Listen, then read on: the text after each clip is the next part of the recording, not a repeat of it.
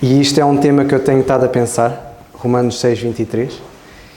Infelizmente, o que tenho estado a meditar sobre este versículo já há 3 meses,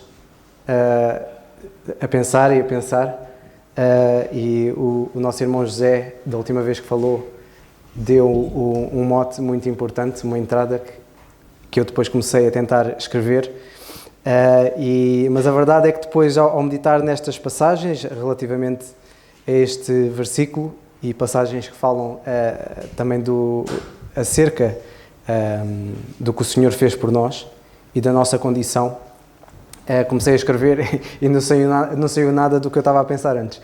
E comecei a pensar, bem, se calhar a mensagem que eu vou escrever, o que eu tenho estado a pensar tem sido mais o Senhor para mim do que se calhar eu consegui transmitir aos outros. Mas acho que o mais importante é a palavra de Deus. Eu queria, de facto, irmãos, que desde já peço perdão se demorar um bocadinho mais. Espero não demorar e provavelmente vou ter de cortar a meio. Mas então queria que abríssemos em Romanos, na Epístola do Apóstolo Paulo aos Romanos. Esta é uma daquelas passagens muito conhecidas e que já conhecemos, no capítulo 6, verso 23, que é o último versículo deste capítulo. E esta passagem que eu tenho estado a pensar, pedia também que pensássemos todos acerca do que o Senhor nos fala através dela. E esta passagem, muito claramente, que alguns se calhar até podem já saber de cor, que diz: porque o salário do pecado é a morte, mas o dom gratuito de Deus, ou presente gratuito de Deus, é a vida eterna por Cristo Jesus, nosso Senhor. Esta passagem é dividida em 2 partes, como os irmãos claramente podem ver. Há quem diga, e quando, por exemplo, pessoas que são bons na área das línguas, seja o português, inglês ou o que for, normalmente é utilizada uma expressão que diz que o que vem depois do mas invalida todo o que está atrás. Ou seja, se eu estou a dizer, eu gosto disto, mas quer dizer que se calhar o que eu disse anterior não tem tanta validade como o que é dito para a frente. E é interessante porque esta passagem diz que o salário do pecado é a morte. Mas o que o apóstolo Paulo diz a seguir invalida o que está atrás, porque ele diz mas. Então, se há um mas, é porque o que está atrás, de facto, teve alguma importância, mas já não vai ter. Mas o que eu queria que, antes de chegarmos ao mas, pensássemos na primeira parte deste versículo, que é: o salário do pecado é a morte.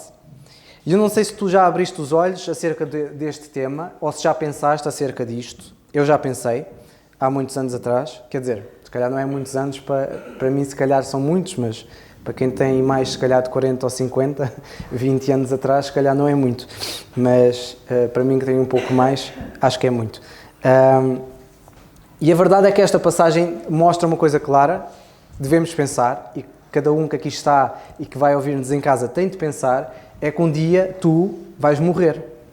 E não sei se tens noção disso. Não sei se já pensaste acerca disso. Que tu vais morrer e tu não podes fazer nada quanto a isso. A tua morte física, a tua partida deste mundo, não podes fazer nada quanto a isso. O dinheiro que tu tiveres, até podes ser um Elon Musk dos homens ou o homem mais rico do mundo, o dinheiro dele não vai fazer nada quanto à morte dele. Ele vai morrer e tudo o que ele deixou, o seu legado vai ficar aqui e vai desvanecer-se. Pode ficar marcado um bocadinho na história, mas a verdade é que ele vai desvanecer-se. Ele não pode fazer nada quanto a isso. As tentativas que os homens têm estado a fazer vezes e vezes e vezes sem contas, durante milénios, nunca puderam fazer nada, não mudaram nada, não vão mudar nada, por muito que queiram fazer. A tua morte, a minha morte, é inevitável. Ela vai acontecer, quer tu queiras, quer não.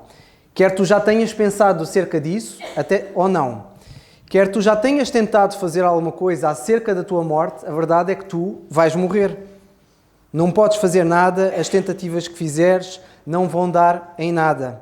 É inevitável, vai acontecer, não podemos não saber quando, mas não vamos conseguir fazer nada para evitar a nossa morte e a nossa partida deste mundo. Não há o mínimo poder da tua parte, nem da minha, não tens o mínimo poder para mudar a tua realidade acerca da tua morte. Não podes decidir não morrer, não podes simplesmente acordar, hoje não vou morrer ou não vou morrer nunca mais. vou viver 200 anos e não vou morrer durante 200 anos. Não tens o mínimo poder para decidir isso. Também não tens o conhecimento para evitar a tua morte. Não sabes o que fazer contra isso. Porque vais morrer na mesma. Pode ser daqui a bocado, pode ser amanhã, daqui a 50 anos, mas não podes evitar. E o conhecimento que tu vais adquirindo não vai fazer com que a tua morte seja inevitável. Ela vai acontecer na mesma. Tenhas muito ou pouco conhecimento. Sejas a pessoa, como eu disse há bocado, a mais rica do mundo, a mais pobre, a que tem mais conhecimento ou sabedoria. A verdade é que tu vais morrer e não podes fazer nada para evitá-lo. Eu não posso fazer nada para o evitar. Mas esta passagem mostra-nos uma coisa importante, porque ela diz que o salário do pecado é a morte. E eu creio que este livro, ela dá-nos o motivo de porque é que nós vamos morrer. E já vamos ver o que é que algumas outras pessoas e algumas áreas falam acerca disso, mas eu acredito que este livro aqui, ela dá-nos o verdadeiro motivo. E uma das coisas que ele diz é que o teu pecado é a causa da tua morte. E esta passagem, uma das coisas que diz claramente é que a tua morte é um dever teu. Eu não sou empreendedor, sou colaborador de uma firma e uma coisa que eu sei é que a firma tem um dever para comigo. Eu posso ter uma responsabilidade e deveres para com a minha firma, mas mesmo que eu falhe em alguma coisa, uma coisa é certa, as firmas têm e as empresas têm um dever para com os seus colaboradores, que é o pagamento do seu salário. É uma obrigação que eles têm. E a nossa morte, se os irmãos e todos os que aqui estão, irmãos e amigos, não sabem, é que a tua morte é um dever. Tu vais morrer porque é um dever teu. É uma coisa que tu tens de fazer. Quer tu queiras, quer não. E os deveres são assim. Os deveres são, e as nossas obrigações são algo que nós temos de o fazer, quer queiramos, quer não. A tua morte é um dever e é por isso que tu vais morrer e é por isso que tu tens de morrer. Porque a Bíblia diz que a tua morte é um salário, é uma obrigação. E ela explica porquê. Diz que é por causa do teu pecado. Por causa do teu pecado, da tua natureza pecaminosa, dos teus pecados ao longo da tua vida, a obrigação por causa do teu pecado é tu pagares o pecado com a tua morte. E é por isso que tu morres e é por isso que tu vais morrer. Por isso, irmãos e amigos, a nossa morte, a tua e a minha, ela de facto é uma obrigação nossa. Nós temos de morrer. Nós vamos morrer e temos de morrer. E o objetivo da nossa morte é pagar o salário que o pecado exige. Ela é mesmo um salário e tem de ser pago e vai ser pago por ti e por mim. Há muitos que tentam explicar a razão por que nós morremos e há muitas áreas ao longo deste mundo. Já agora, peço desculpa, Paulo, vê lá se é o seguir. Pronto, podes deixar aí, porque eu estou a falar e eu tinha algumas coisas só para referência, para também não adormecer enquanto eu falo. Mas a verdade é que muitos têm tentado explicar porque é que o homem morre, têm procurado respostas, e as respostas vêm daqui, vêm da acolá, arranjam mil e uma razões. Estas, por exemplo, são algumas delas. E a verdade é que muitos que têm procurado adquirir o tal conhecimento para saber acerca da morte, têm falhado. Pode existir muita ciência, muita filosofia por trás da razão de por que morremos. Pode dizer coisas como estas três. Uns falam do limite da Hayflick, que é o nosso corpo, as células, que é constituído por várias células, eles dizem que não se divide infinitamente. Pronto, tudo bem, não se divide. Mas porquê? Porquê é que não se divide? Podiam se dividir infinitamente, certo? E eles dizem que pode dividir cerca de 50 a 70 vezes, antes de pararem a divisão. Há um limite, que é este limite que eles chamam. Isto pode responder a muita coisa, mas não satisfaz o suficiente. Porque é que de facto há um limite e porque é que não são ilimitados? Porque é que as coisas são assim? Porque é que a gente não vive eternamente? Ou porque é que este universo e este mundo não está feito de forma de nós vivermos continuamente? Há outros que falam de um encurtamento dos telómeros. É um termo muito técnico para quem sabe desta área da biologia, acerca dos cromossomas e por aí fora. também está relacionado com esta divisão de célula que ao longo do tempo vai sendo muito menos. E nós, no fim, vamos acabando por morrer porque as nossas células têm uma limitação na sua divisão e por isso vamos envelhecendo. Existe outro que é a entropia e oxidação, que dizem que é o próprio ato de nós vivermos, o facto de nós estarmos vivos vai gerando danos no nosso corpo. De facto, isto são várias explicações ou várias tentativas de explicar porque é que o corpo morre, mas estas explicações científicas ou teóricas não nos dizem realmente o motivo porquê. Porque é que tem de ser assim e porque é que não pode ser o contrário. Há outros que depois vêm, e podes passar para o seguinte, Paulo, ainda vêm com mais teorias da lógica evolutiva, que nós, para evoluirmos como espécie, temos de morrer para dar lugar às gerações seguintes, ou seja, eu tenho de morrer para dar lugar aos meus filhos de crescerem, de evoluírem como espécie e assim nós crescermos mais. Dizem que é uma resposta e é necessário porque as coisas estão feitas assim, mas isto não nos ajuda a explicar porque é que tem de ser assim e não o contrário. Eu poderia ter filhos e eu viver eternamente e eles também aqui, porque é que tem de ser assim? E dizer que as coisas são assim porque são, nem sempre pode responder, mas não traz paz na satisfação, não nos dá o verdadeiro motivo do porquê que é assim e não o contrário. Falam de outras coisas, renovações genéticas, os trade-offs, o facto de nós termos genes que vão envelhecendo e que nós vamos envelhecer e para haver renovação, como nós gastamos muita energia e essa energia vai se perdendo do nosso lado, então precisamos dos filhos para que depois levem a nossa espécie avante. Então existe este chamado trade-off ou compensação, que é para de facto dar esse benefício aos jovens que vêm de conseguirem avançar mais para a frente. Há outros que falam a seguir, e podes passar para o slide a seguir, que falam da perspectiva física, da segunda lei, que é a segunda lei da termodinâmica, que fala da entropia, que o facto de manter uma pessoa ou um organismo vivo exige muita energia para manter esta ordem no meio deste caos todo, e então tentam arranjar outro tipo de explicação por meio da física, mas o que acontece depois é que, de facto, nós chegamos a uma conclusão simples, que é o slide a seguir.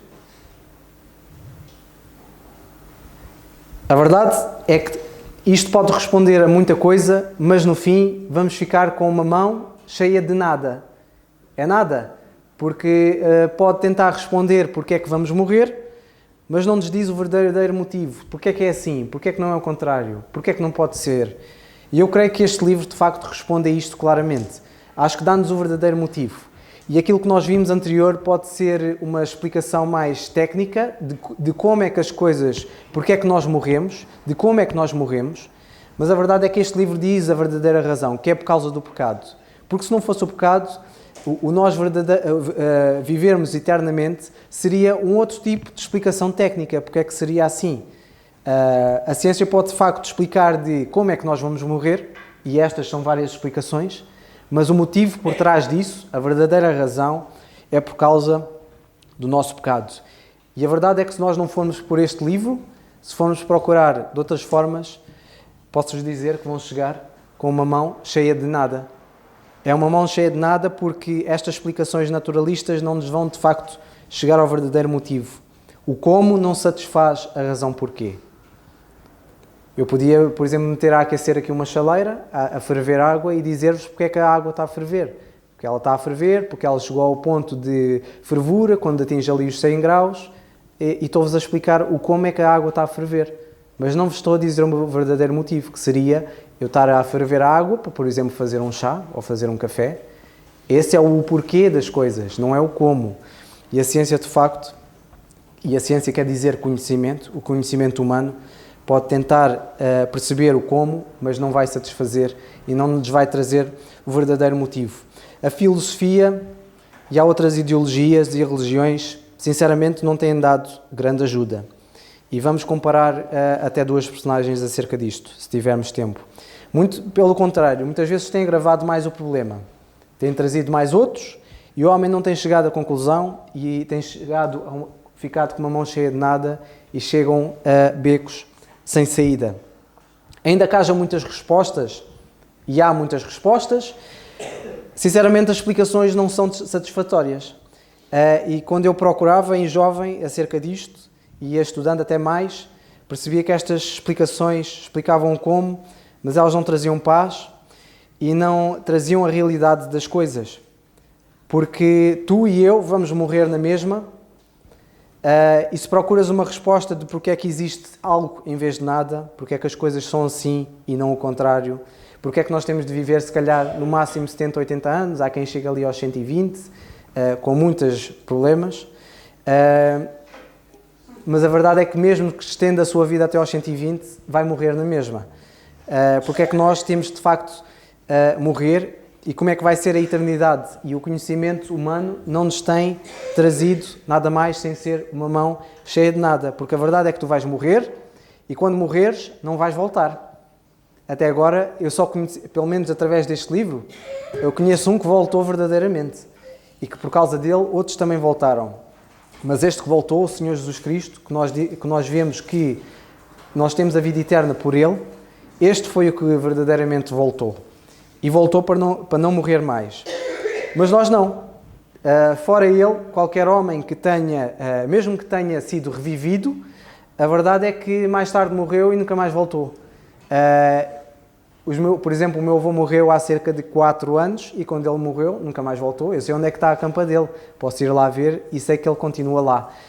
E assim como ele, os pais dele, os avós, os meus avós e bisavós e tetravós, e como diz o hino nacional, os egrégios avós, estão lá mortos, sabemos onde estão a campa deles, eles vão morrer.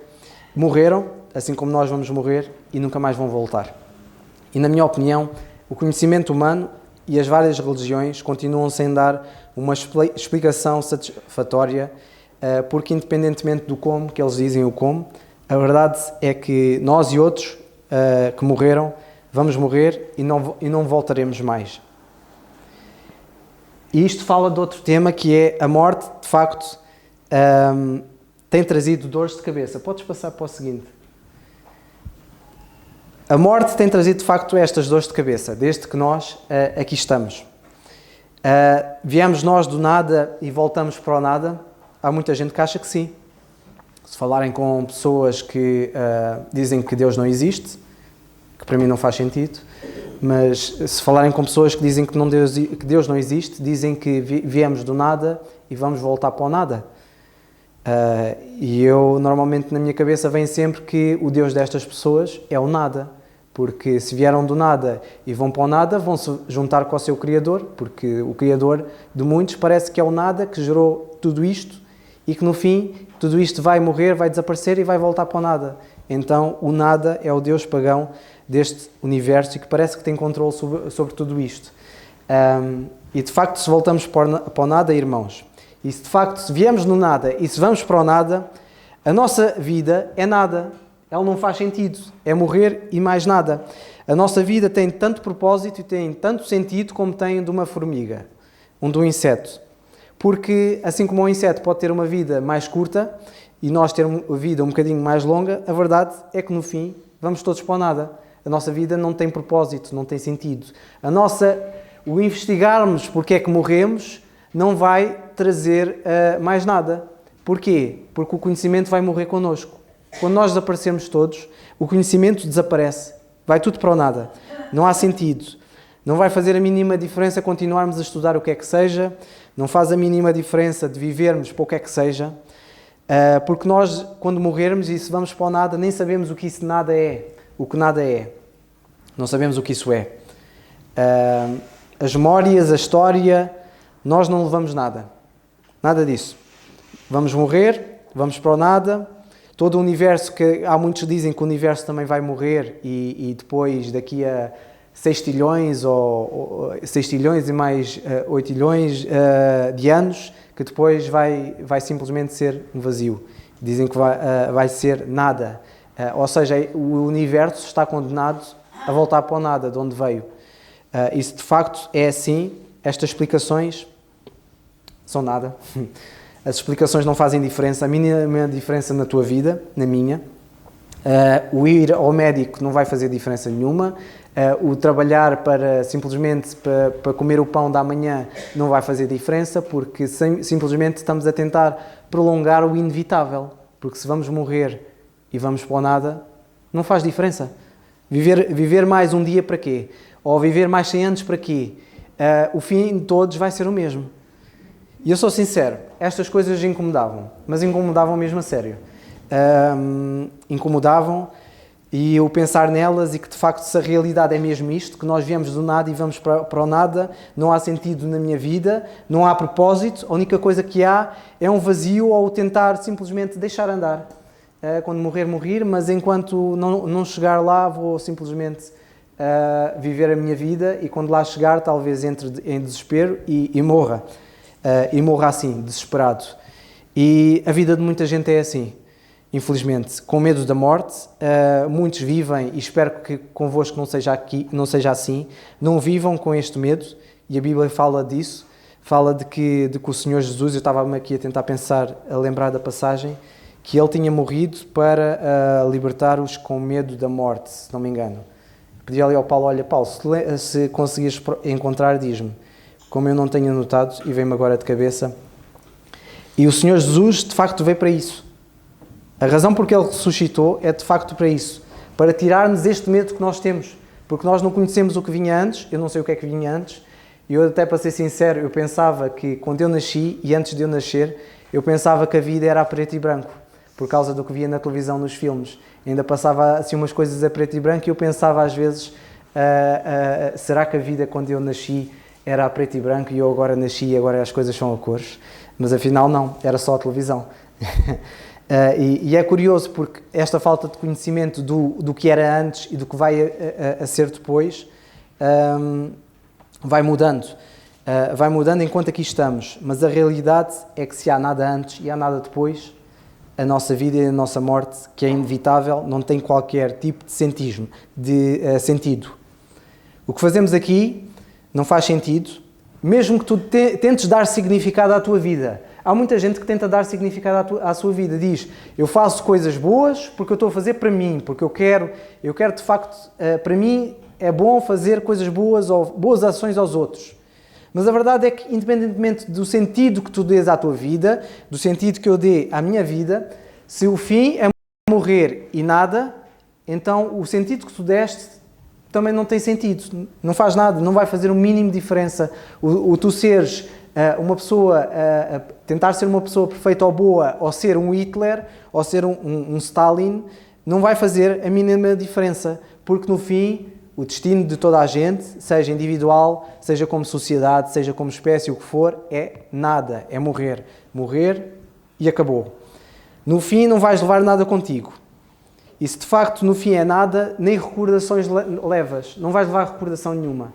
Não vais para o vazio e ficar a recordar a tua vida passada. Nem isso há. O nada é literalmente nada, é nenhuma coisa. E nenhuma história, nenhum bem, nenhum pensamento, nenhuma recordação, nenhuma vida. Não vais levar nada. E se viemos do nada e vamos para o nada, nada disso vai fazer sentido. A tua vida e a minha vida, se de facto não há nada, é pior do que fingimento. E às vezes as pessoas vivem uma vida de fingimento. Porque vivem como se a seguir não houvesse nada, e se é assim mesmo, se no fim não há nada, a tua vida é ainda pior do que se estivesses a fingi-la. Hebreus 2,15. Obrigado, José. Porque eu tinha outra passagem de Hebreus que fala que o homem está destinado a morrer uma vez. Hebreus 2,15. E é por isso que eu creio que este livro é a resposta de Deus para um homem que se sente abandonado. Porque diz que, quando fala aqui do Senhor, diz que livrasse todos os que, com medo da morte, estavam por toda a vida sujeitos à servidão. E nós, de facto, se de facto não existe mais nada, nós estamos servos. E nós somos servos do nada. Somos servos do nada. E é por isso que o Senhor Jesus Cristo veio. Veio para mostrar que a minha vida, hoje, aqui, não precisa de ser uma vida de fingimento. E muitos vivem essa vida de fingimento, até pior do que isso. Tentam viver vidas de faz de conta e faz de conta que as suas vidas fazem algum sentido para eles, se calhar para os seus familiares, e isso é pior do que fingimento, porque tanto eles como os seus familiares vão morrer e não levam nada. Nenhuma coisa, nenhum legado, nenhuma propriedade, nada. É uma mentira que contam a si mesmas e que às vezes nós contamos a nós mesmos e tentamos esquecer tudo isso. E de facto a nossa vida não faz sentido e o acharmos que faz sentido continua sem fazer sentido, mesmo que achamos que seja subjetivo. É mentira e é fingimento porque nós não vamos levar nada de facto connosco. Nós, se viemos do nada e voltamos para lá, não vamos levar a nossa vida fingida connosco. Ela não vem connosco. Nada vai contigo, nada vai comigo, nem eu próprio, porque se a seguir à morte não há nada, nem a tua alma tu levas. Nada. É nada mesmo. A passagem a seguir... desculpa, Paulo. Obrigado. É por causa disso que eu comecei a pensar e a ler e tive o desafio de ler a Bíblia há uns anos atrás, quando a minha mãe levou-me a uma igreja que era pentecostal, na altura, perto do Barreiro, e tinha este desafio porque já, de alguma forma, quer dizer, eu como qualquer português, conhecemos a ouvir minimamente a Bíblia na Igreja Católica, mas de facto tinha uma Bíblia em casa, que é a edição dos Capuchinhos, assim enorme, e eu até que gostava de ler, mas ao olhar para aquele livro super grosso, eu assim, isto é uma enciclopédia, eu não vou perder assim muito tempo a ler isto. E na altura, quando a minha mãe emprestou-me a Bíblia dela, que eu ainda tenho até hoje, e comecei a estudar e a ler, houve uma conclusão que eu cheguei mais tarde, que foi, é Jesus ou nada. Não há outra alternativa. Tu hoje só podes ter, ou tens Jesus e o Senhor Jesus Cristo, ou não tens nada. Ou tens pior do que fingimento. Porque o nada é o com que vais ficar se não tiveres Jesus. E foi de facto, e um dos desafios que eu tinha na altura, e uma das aflições que tinha, era se de facto Jesus tinha sido quem disse que era, se ele tinha de facto existido, se não era simplesmente uma história inventada, história com E, daquelas histórias que nós contamos às crianças às vezes, e tinha procurado em saber, não, de facto, quem é esta pessoa? Ele existiu mesmo? Esta pessoa que eu ouvi desde pequenino é mesmo uma pessoa real ou não é? E comecei a estudar acerca do assunto. Conforme estudava mais acerca de história e acerca da ciência e outras áreas, comecei a perceber as limitações da ciência nestas explicações do como, que elas de facto explicavam muita coisa, mas não diziam a razão e os motivos das coisas serem assim e não o contrário. E percebi que de facto a ciência é muito importante, porque eu tirei uma das áreas que dizem que é ciências exatas, que é a engenharia, porque as áreas da engenharia são áreas que dizem que é ciências exatas porque ou as coisas funcionam ou não funcionam mesmo. E os engenheiros que fizeram, mais os construtores, mais os empreiteiros e por aí fora, que fizeram este edifício e que arquitetaram e começaram a construir, se isto não fosse uma ciência exata, isto já tinha caído logo no primeiro dia. E dizem que é uma das áreas exatas, mas eu ao estudar e ao ter a formação percebi que de facto existem muitas limitações. É verdade que é bom porque as coisas percebemos que ou funcionam ou não funcionam, mas nelas não nos explicam porquê, porque é que tem de funcionar desta forma e não o contrário. Porque é que temos de andar a investigar e não chegamos a ponto nenhum, porque vamos percebendo o como, mas não percebemos o porquê de serem assim e não o contrário. E então eu percebi essas limitações. E na filosofia, idem. Apesar da filosofia ter muita coisa boa, também tem as suas limitações. Outras religiões também. Poderia começar a falar aqui do Islão, por exemplo, ou do Budismo, e iam perceber que íamos chegar a lado nenhum. É por isso que eu decidi, na altura, apostar e apostei as minhas fichas no Senhor Jesus Cristo, ao crê-lo nele como meu único e suficiente Salvador, porque eu percebi que ou é Jesus ou é nada, ou não havia nada, ou não fazia sentido. E posso dizer-vos que eu não me lembro exatamente do dia e da hora, até porque foi uma fase em que eu estava a estudar e li e estudava e até achava que eu podia perder-me e precisava de Cristo outra vez para ser salvo da condenação dos meus pecados. Mas uma coisa eu percebi na altura, é que eu não tinha nada a perder se eu cresce em Cristo como meu único e suficiente Salvador. E para mim era Jesus ou nada, porque eu percebi que se de facto Jesus não só existiu, mas Ele é quem Ele disse ser, o próprio Deus aqui, a viver no meio de nós, então se isto é verdade, então eu tenho tudo a ganhar e nada a perder. Mas se é mentira, então eu vou ter o mesmo resultado que qualquer um dos outros, que é nada. E então, de facto, o meu conselho para vocês é apostarem ao Jesus ou apostem em nada. E acreditem que se estiverem errados, vão ganhar os mesmos que os outros. Mas se estiverem certos na aposta que fizeram e na apostarem todas as fichas neste homem, se estiverem certos, têm mais a ganhar do que pensam. Eu tenho muito mais a ganhar do que pensam. E quando a Bíblia fala, por exemplo, a dizer que nós, em Efésios, no capítulo 1, e podemos lá ver umas outras passagens, em Efésios, no capítulo 1, quando o apóstolo Paulo, a escrever a eles e a nós, quando ele diz, no verso 3, que o Deus e Pai do nosso Senhor Jesus Cristo abençoou-nos com todas as bênçãos espirituais nos lugares celestiais, quando ele fala todas as bênçãos, eu não consigo imaginar o que sejam todas as bênçãos.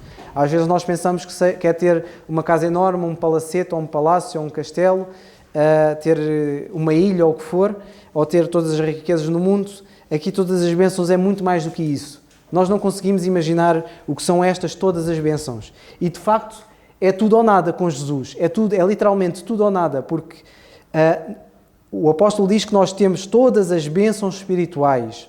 Todas. É mesmo tudo ou nada. Algo que nós não conseguimos compreender. Talvez consigamos compreender ali o pouco mesmo, mas o tudo ou nada para nós é uma aposta que aconselho a fazerem, porque é mesmo tudo ou nada. Eu estudei a vida do Senhor Jesus Cristo, estudei acerca da sua morte, o que é que a história, a arqueologia diz acerca deste homem, o que é que a ciência pode dizer ou não. Quando eu estudei acerca do Senhor, estudei acerca da arqueologia, o que é que há acerca dele, ou da época em que ele viveu, que dê alguma pista. Que documentação há? Porque nós gostamos de escrever e para nós a escrita são os CD-ROMs ou são as pens que nós temos hoje e que havia naquela altura. E a escrita, na minha opinião, ainda é melhor do que pens ou do que os discos rígidos dos telemóveis.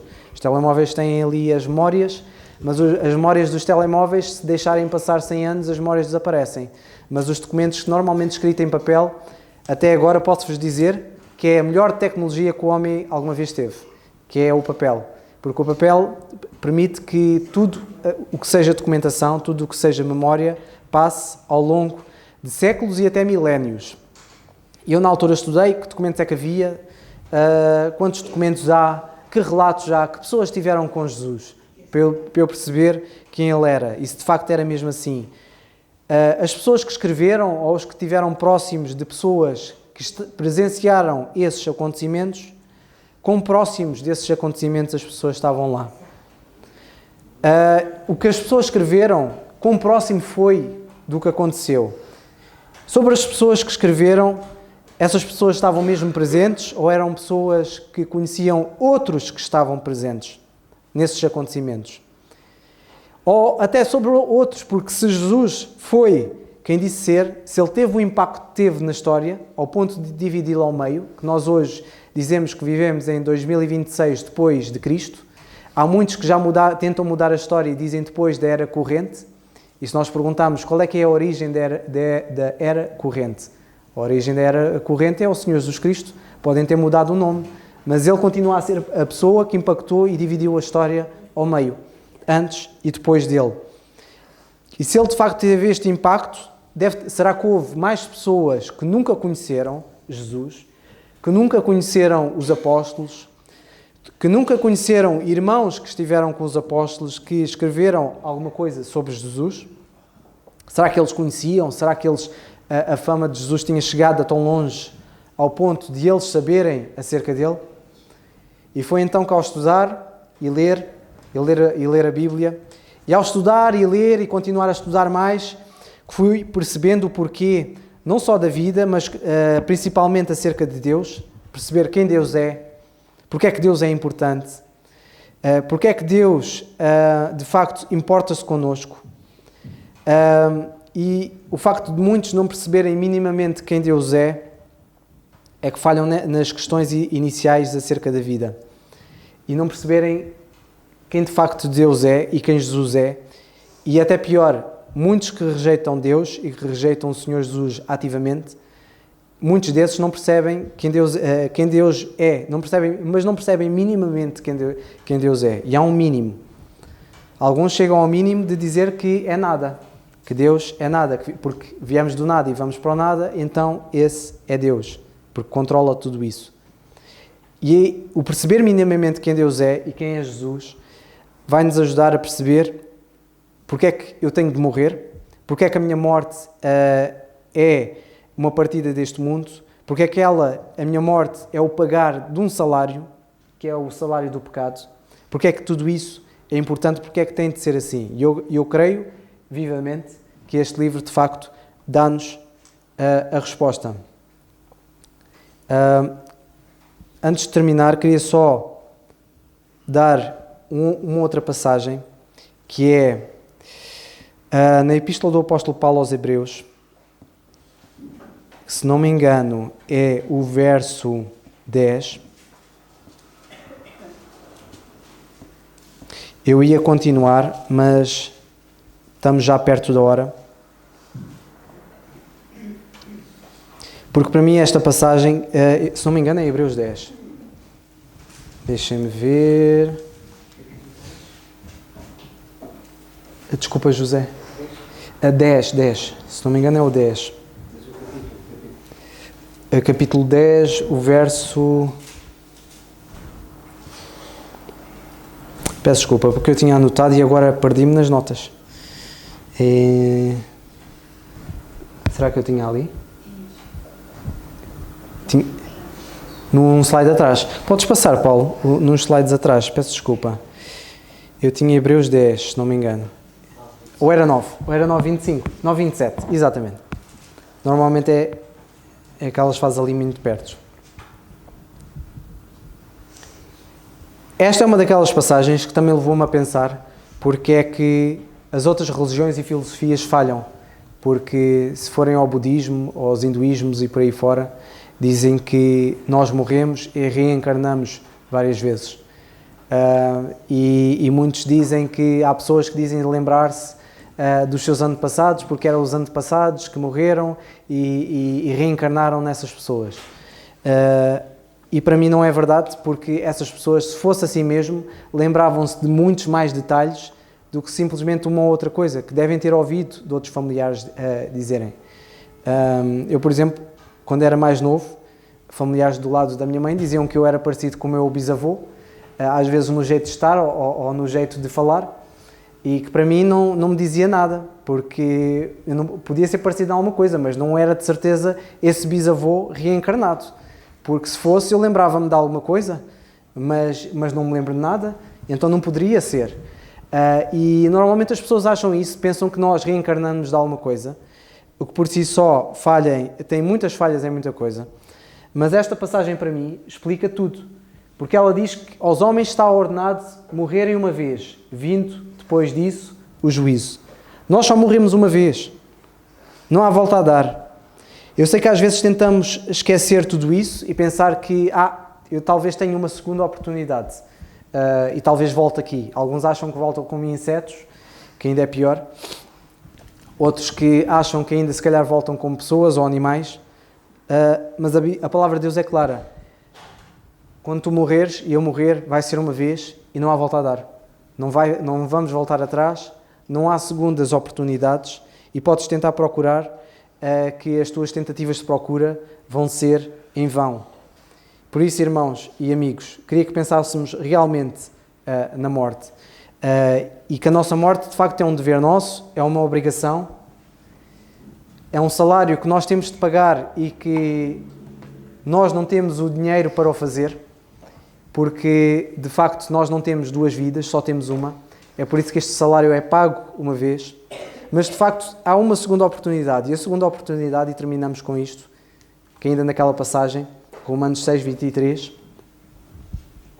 sabem que quando o apóstolo Paulo invalida o que diz anteriormente, porque ele anteriormente ele diz que o salário do pecado é a morte, mas, o mas é muito importante. Às vezes quando ouço as pessoas a dizerem isto e aquilo, mas, eu já penso, olha, o que disseram anteriormente é uma referência, se calhar é história, mas já não tem importância. O que tem importância é o que vem a seguir ao mas. E aqui é igual, mas o que vem a seguir é que é importante. Porque o que vem a seguir diz que Deus tem um presente, tem um dom, tem uma dádiva que é gratuita e que Ele diz que é a vida eterna. E a vida eterna que Ele diz que nós temos, que é o dom gratuito de Deus, é a vida eterna que nós temos por Cristo Jesus, nosso Senhor. E o meu conselho para cada um que aqui está é que de facto pense acerca disto.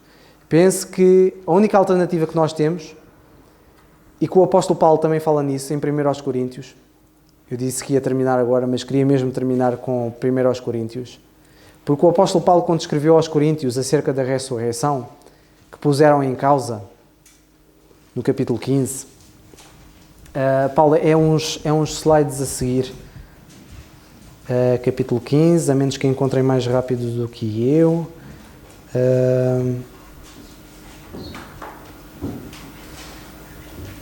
Que é o capítulo 15, peço perdão, é que eu anotei ali já para referência minha.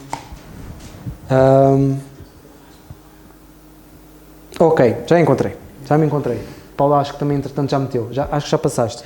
É no verso 12.